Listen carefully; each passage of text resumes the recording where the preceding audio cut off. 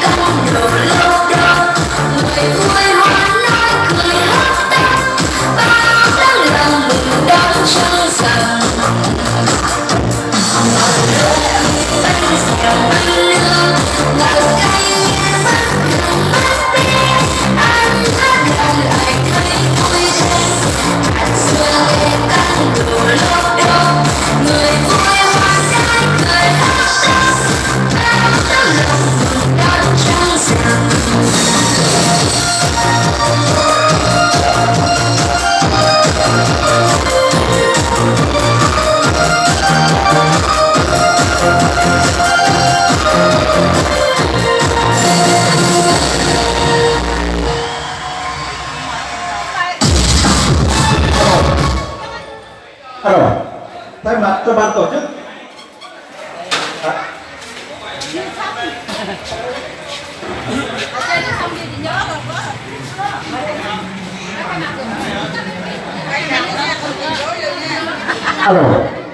đã chuẩn bị đến giờ khai mạc đêm hội trăng rằm cho các cháu thiếu niên và nhi đồng. Vậy một lần nữa thay mặt cho ban tổ chức xin trân trọng kính mời toàn thể bà con cô bác cùng các cháu thiếu niên và nhi đồng trong xóm hãy chuẩn bị thu xếp công việc đến tại ngã tư xóm đêm hội trăng rằm cho các cháu thiếu niên và nhi đồng. Một lần nữa xin trân trọng kính mời.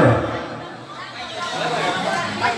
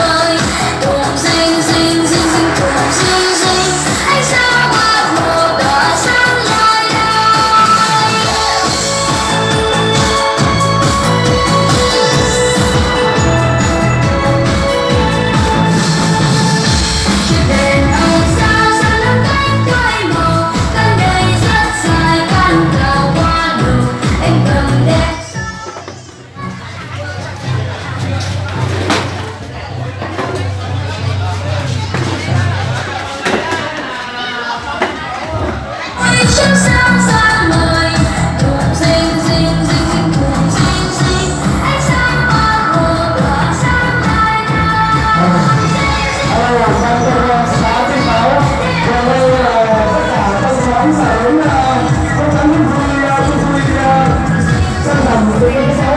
cho kênh Ghiền Mì Gõ để không bỏ lỡ những video hấp dẫn.